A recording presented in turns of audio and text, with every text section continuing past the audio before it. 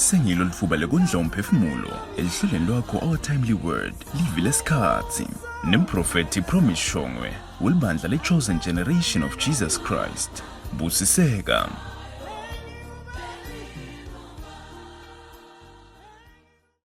Siyabonga kakhulu balaleli emakhaya egameni lika Jesu. Namuhla sitawuchubekela phambili. Amen. Ngitawuthanda siye ku Matthew chapter 13.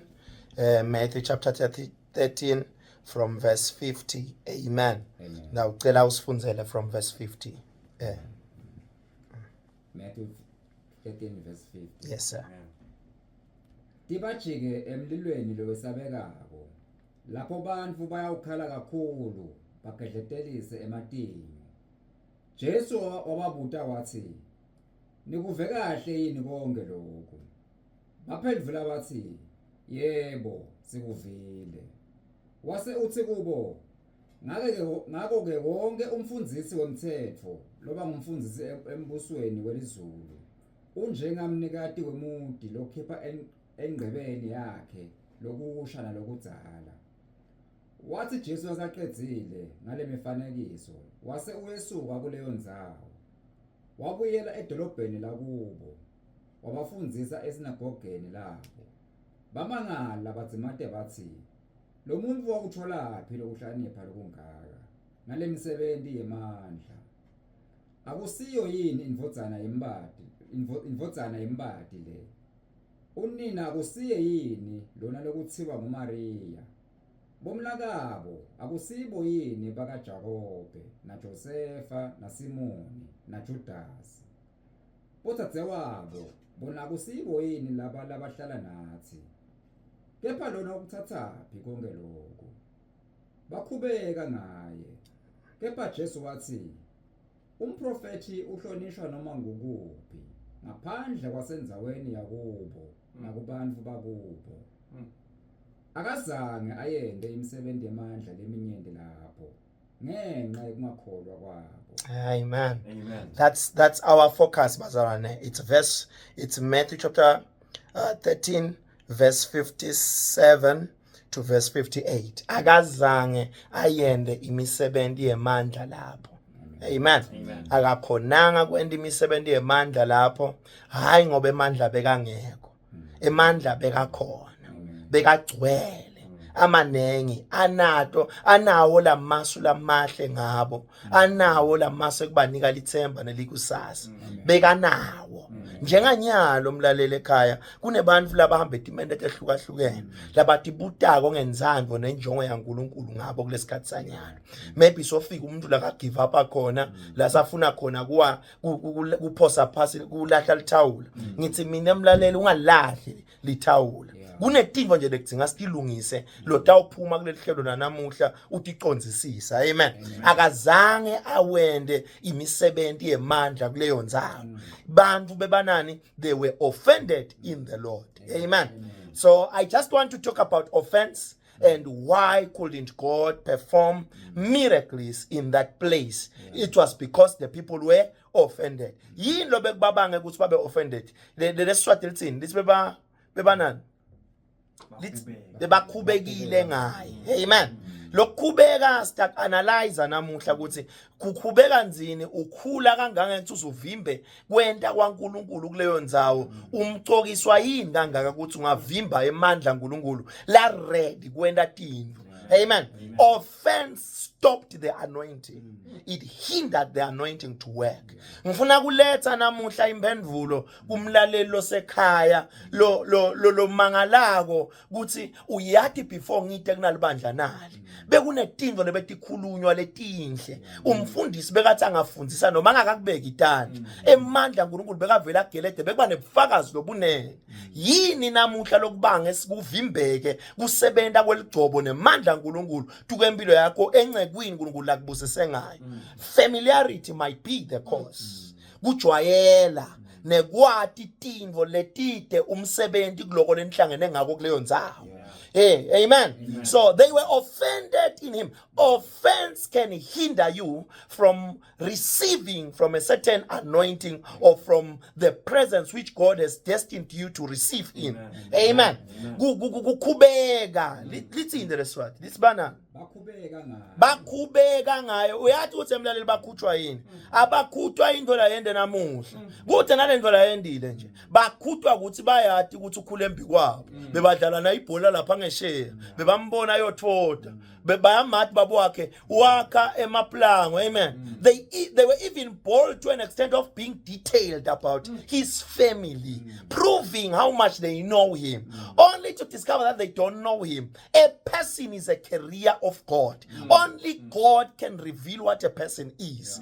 Even now, kunebantu laba semakaya laba nebantwana labangati ukuthi lo mntwana uyini. Labanye namuhla bakhulisa bo president, labanye bakhulisa emakhosi abathi ukuthi bakhulisa emakhosi. Who knows who has got that wisdom? It's God who has got the wisdom of revealing the true identity of a man.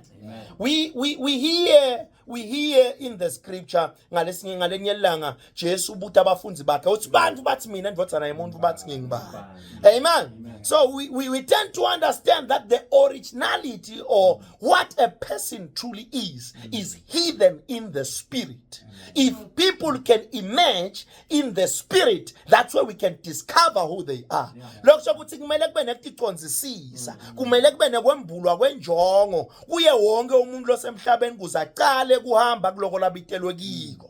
Kumele kube nekuvuleka kwenjongo utati itono ngikhulumile balalele emakhaya ngathi le njongo kunengi lecukethe la kiyo icukethe kwathi ukuthi indvo ithatha isikhathi esinganani kwempilo yakho. Amen. Hallelujah. Amen. As for Jesus Christ, he knew he came on earth to die so that by his death people are being brought to life. Ngekufa kwakhe nangekuchitheka kwengadi yakhe bantu bebatalwa kabusha noma bebahlengwa etonweni. Still his blood is still washing sins even today. By him understanding why he came on earth, he was able to know how far certain things can take place and how far things couldn't take place. Bekati njena ukuthi noma kungentekani kuye angalenge esiphambanweni akawucetha umsebenzi wakhe. That's why even when he died he said sekuphelele. Lize babhele wase unikela umphefumulo wakhe wathi kubabe sekona njani mukela umoya wami mina sengjani sekuphele. There is a need for us to understand who we are, and when we walk in our purpose, and even if people can be offended at us, but when we walk in our purpose, we are not tempted to answer things which we are not supposed to answer. Nasihamba kuloko lesibitelwe kona mina ngithi mlaleli kwendeke ucakekile ukhubekile awusayi nje esondweni ugwadiswe ngumzalwane esondweni umfundisi wabekisa indolo ethithe yakunyathela yakoffenda ngithi mina manje ke ukuthanzelani kukhubeka kangaka ngendvo leyakhulunywa nale yashiwo kuthi ngazi kukhiphe kuloko lobitelwe kona ngoba le njongo yinkulu kunaloko kukhuba namuhla. Tsanza le njongo kwenze ama emotions akho. Prioritize the purpose of God over your life above offense. Offense has got a way of taking you out of your line.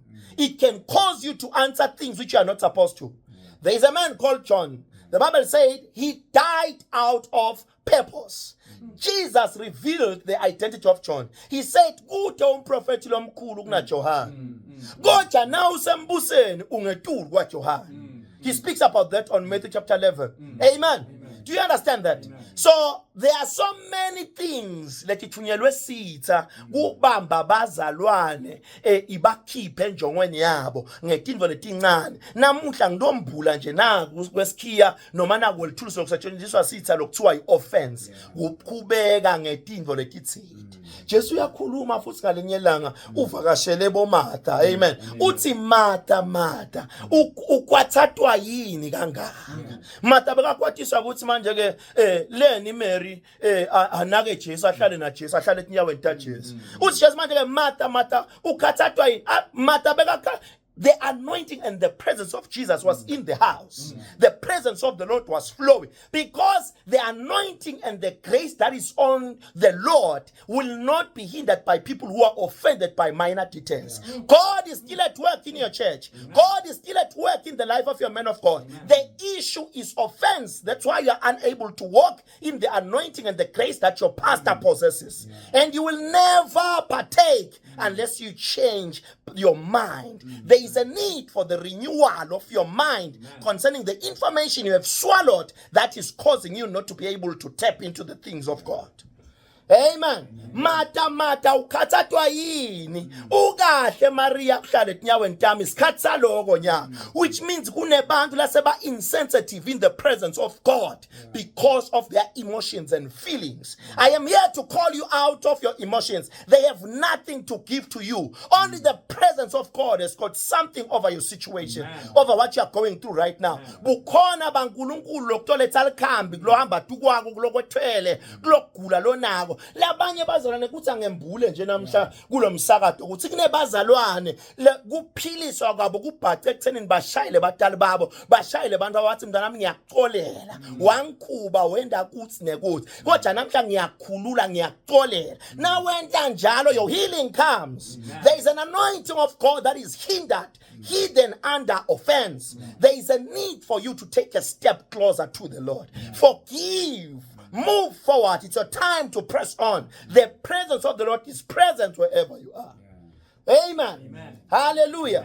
Kunebanvana futhi nabo labakhutshwe badala to an extent kwekuthi beva ngathi maybe kuyendeka nasakhula abazalwane umtali naye phela batala akusho ukuthi abawende maphutha batali bantu. And there is a need for us at home nani nilalela kulelihlelo lanyalo. There is a need for you to understand konke lokusho kumtali wakho you are already utakhela gibe kusasa ngoba nawe uyakhula udabanga lo mtali. So there is a need for you to forgive certain things that happened when you were growing up. There are things which your parents have said to you which have caused you harm and you no longer prioritize your parents. Logo akushinji ukuthi sibusiso nesibusiso sekuphila ansithi iBhayibheli manje kahloniphani uyihlone nyoka kuze insuku 10 njani danze kungamhloniphi ihlone nyoka wakho. It doesn't change what God has said about kwanza kwetinsuku kuwe.